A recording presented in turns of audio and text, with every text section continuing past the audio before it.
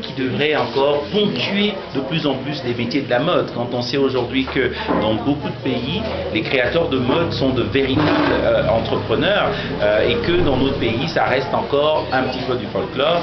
Donc l'initiative est vraiment de mettre, au travers de ce forum des métiers de la mode et du design, de mettre l'accent sur l'apport économique dans ce secteur de la mode au Cameroun. Une annonce forte de la 11e édition de ce forum.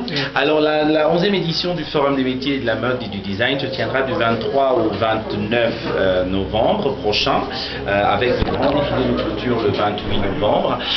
Bien évidemment, la base de cette semaine de la mode sera ici même à la Villa des Créateurs, où ça c'est un peu l'innovation de cette année. Et quand on sait le contexte actuel sanitaire, d'ailleurs je me recule encore un petit peu, pour pouvoir justement permettre que malgré la situation, on continue à dire que les métiers de la mode devraient exister et qu'on va tout faire pour faire cette édition cette année.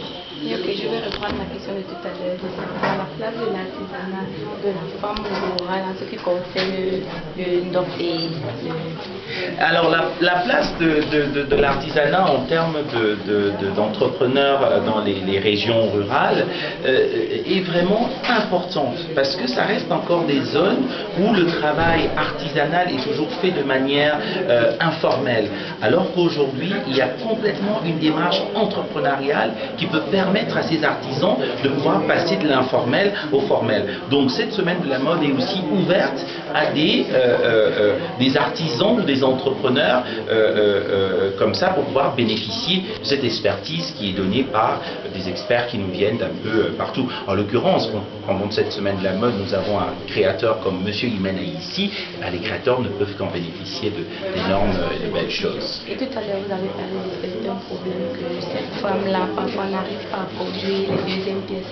Dites-moi un peu plus. Oui, mais parce que, comme je disais tout à l'heure, ce sont des personnes, ce sont des artisans qui produisent de manière artisanale, c'est-à-dire qu'ils ne vont pas prendre le soin de noter, par exemple, elles vont faire un tissu, elles ne vont pas prendre le soin de noter le nombre de cuillères, de ceci qu'elles ont mis, de poudre pour pouvoir teindre leur tissu, ce qui fait qu'on se retrouve avec beaucoup de choses qui ont été faites de manière improvisée et il n'y a pas une démarche. Alors que s'il y a une réelle production avec une démarche entrepreneuriale, ça veut dire qu'on va prendre des notes, on va noter tout ce qu'on a pu produire, on ne pourra qu'avoir une continuité dans le travail. Ce qui fait que le produit artisanal reste vraiment de manière, comment on va dire, folklore. On a fait une pièce, on va essayer de reproduire une autre pièce, etc. Alors qu'aujourd'hui, quand on sait que dans la mondialisation, les gens ont vu un bain, ils en auront besoin de 10, 100, 1000, donc on ne peut que travailler dans un principe de professionnalisation.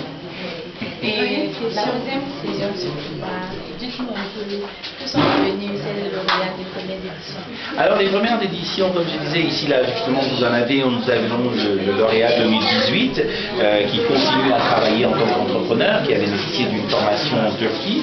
Nous avons ici une lauréate de 2014 qui a bénéficié d'une bourse de 3 mois à la Cité des Arts à Paris et qui était sur la supervision Imena ici. Et comme je disais, ce principe de créateur, l'idée c'est pas forcément de trouver de la quantité, mais c'est de trouver de la pérennisation. Donc on sait que les métiers de la mode aujourd'hui devraient être pérennes pour pouvoir englober la partie économique.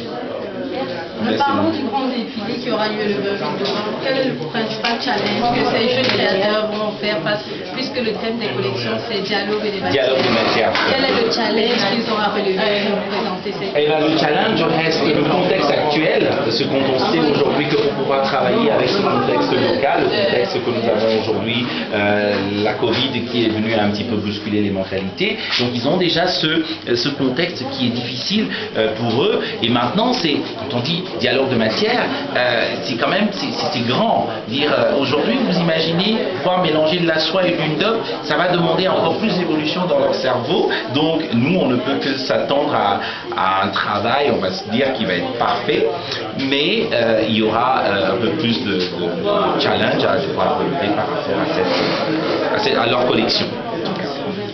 Merci beaucoup.